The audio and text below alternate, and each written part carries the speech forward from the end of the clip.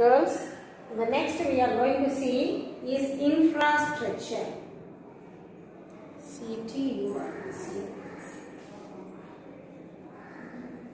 Infrastructure. What do you mean by infrastructure? Yes. Infrastructure refers to the development. Infrastructural development means the development of many supporting facilities.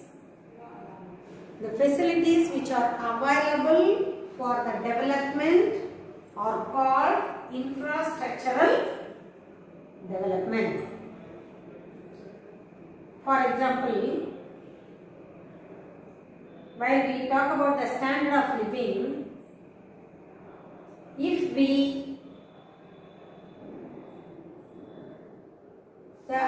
or else the earlier days we used to go by a bicycle, but later on years if we buy a two-wheeler, a motorbike is a part of development, isn't it? So some supporting facilities to complete your work on time, to complete your work earlier, or the things which is very helpful to you for your development are called facilities. So the supporting facilities which helps for the development are called infrastructural development. And we have the facilities in two types. One is economic infrastructure, the another one is social infrastructure. The facilities are divided into two.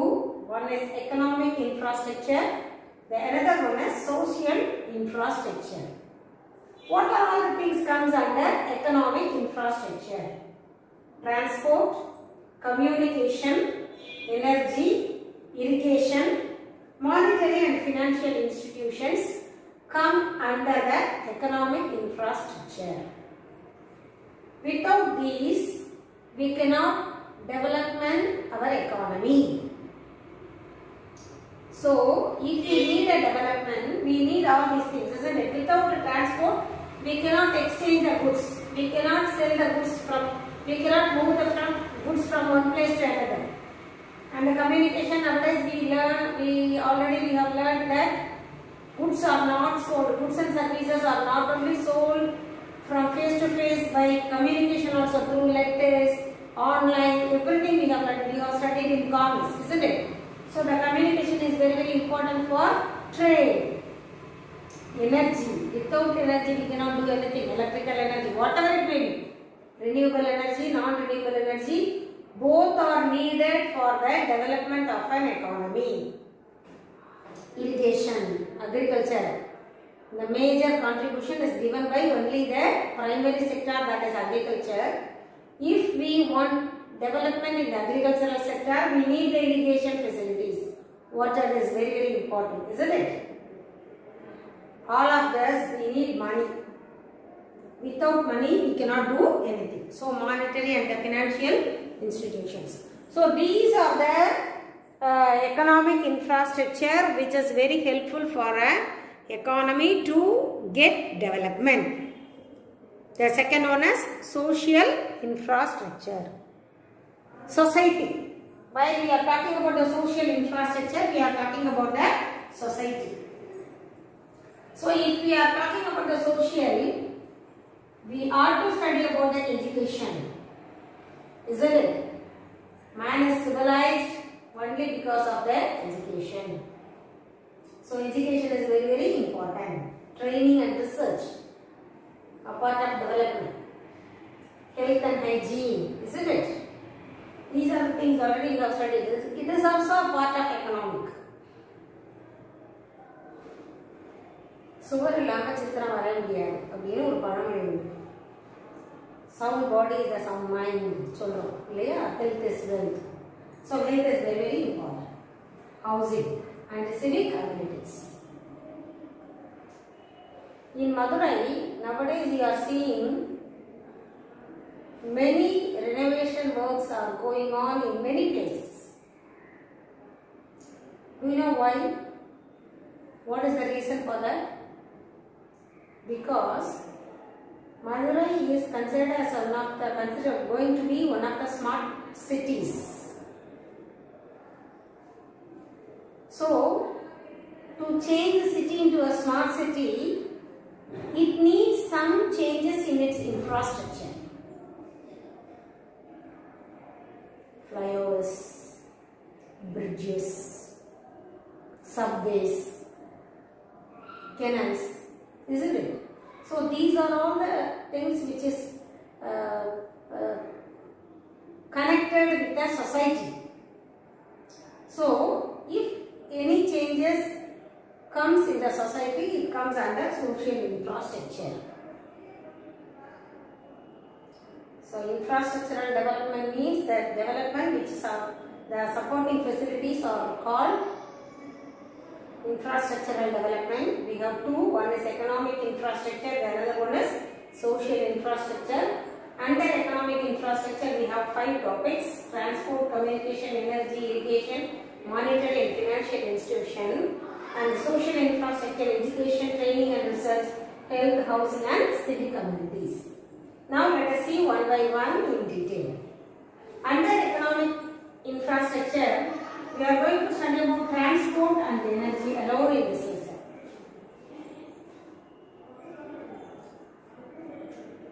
While we are talking about transport, you all know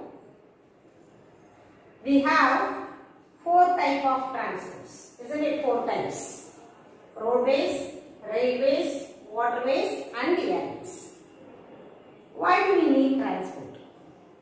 What is the need of a transport?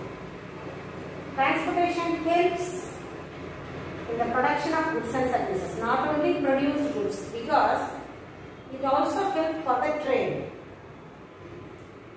If you want to produce a good, you have to buy raw material.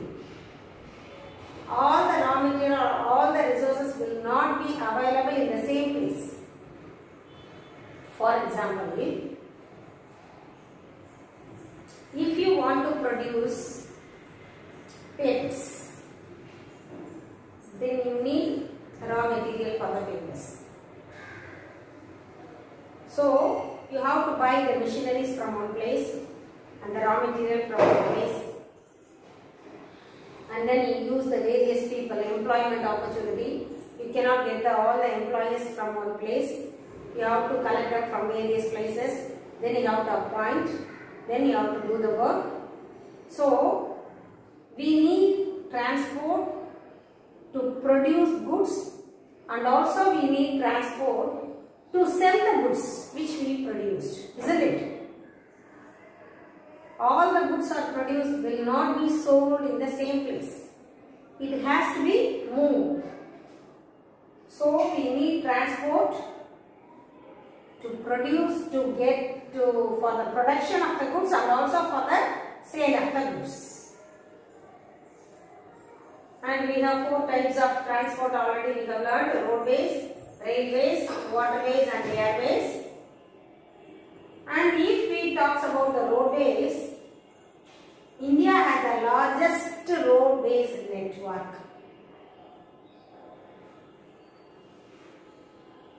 30 lakh kilometer roads, length of the roads are there in India.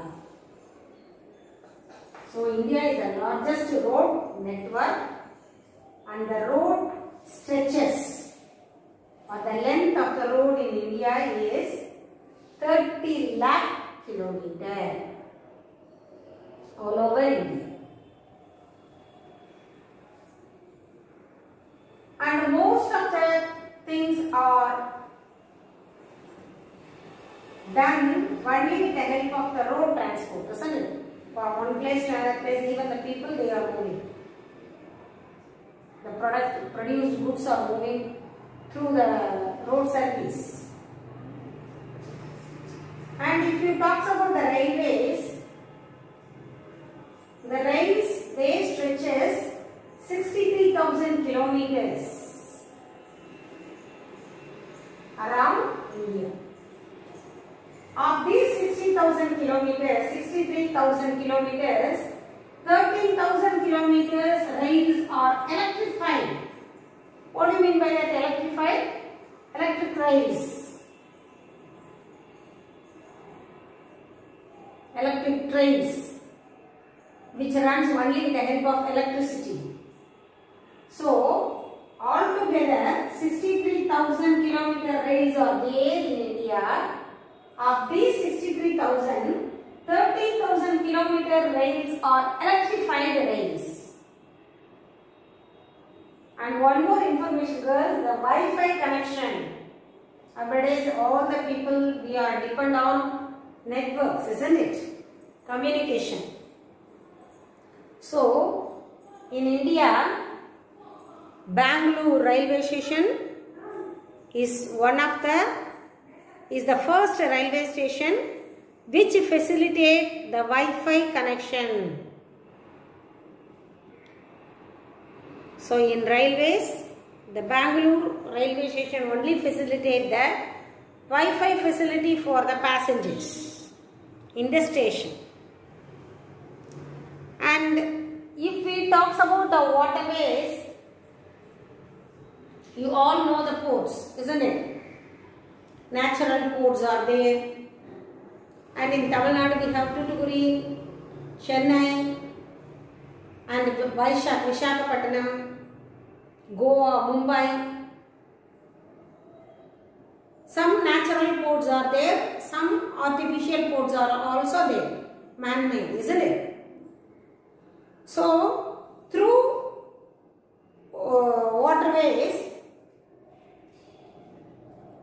India handled 90% of seaborne trade, and it is visited by cargo carriers and passengers liners from all parts of the world.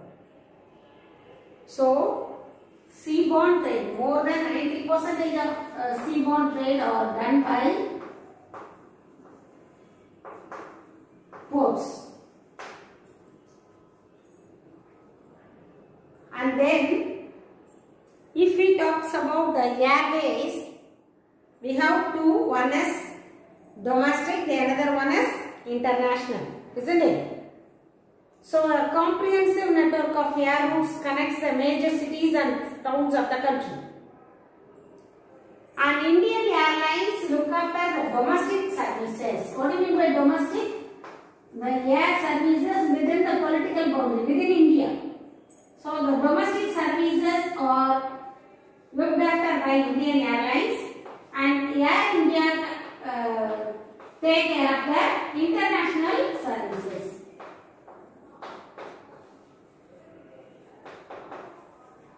That means the air services apart from India. And then the National Harbour Board, it was set up in the year 1950, and it advised the state and the central government on the management development of ports and other things. So in the year 1950, National Harbour Board was set up, and it gave the advice how the ports to be maintained and other things.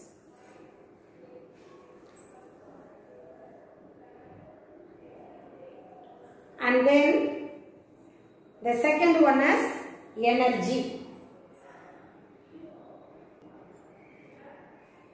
While we are talking about the energy, we have to study about the electrical energy, isn't it? Which is very, very essential for our day-to-day life. We cannot imagine our life without electricity.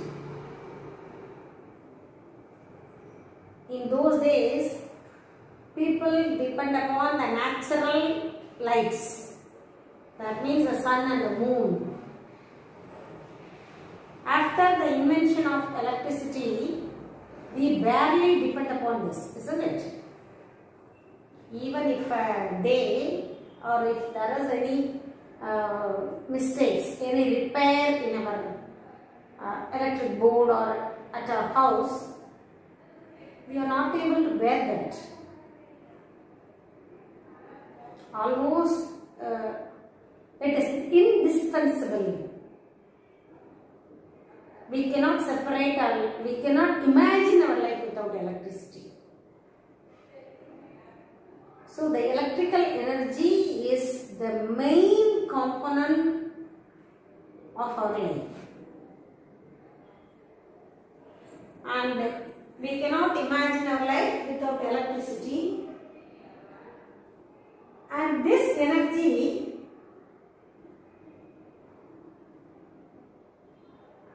can be classified into two. One is non-renewable energy, the other one is renewable energy. What do you mean by non-renewable? Already today morning, the previous class I taught you renewable resources and non-renewable resources, the same thing. Non-renewable energy sources which cannot be regenerate. Once if it is over, we cannot produce that, regenerate that energy. For example, coal, gas and oil, which is the fossil fuel and other things which is available under our earth. Once the availability is over, we cannot regenerate that, isn't it? The coal and fossil fuels are formed many more than thousands and millions of years. So now we are using that resources to produce things for our personal purposes.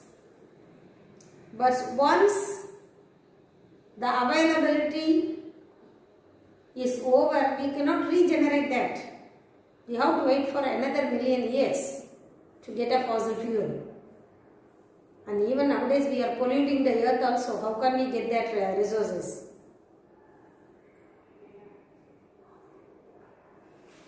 So, the energy source which will get exhausted over a period of time are called the non-renewable resources.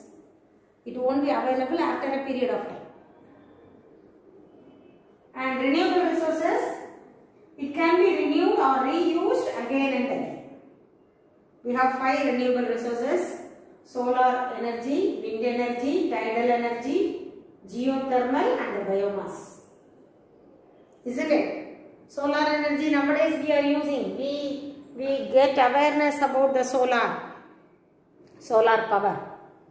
Nowadays even for household purpose we are using the solar panels to get the energy. And the wind energy, tidal energy is getting from the waves, from the water, from oceans, tidal. And the geothermal also from the earth. Biomass from getting from the waste, biodegradable. They are getting the electricity from that, isn't it? From the waste, bio-waste. So, sometimes these renewable resources also called non-conventional source of energy, because these kinds of materials or these ways of energy production were not used earlier or conventionally. Nowadays we discovered, we have invented, isn't it, how to use the solar energy. How we get that, use the solar energy by using the solar panels and other things. So it is also called a non-conventional energy. So today we learned in the economic infrastructure, under the infrastructure, social support facilities, economic infrastructure and the social infrastructure. Under the economic infrastructure, we learned about the transport and also the energy. The next class we will see the social infrastructure. Read the lesson, understand the meaning. If you are not able to understand, just ask me, clarify your doubts then and there. Thank you, girls.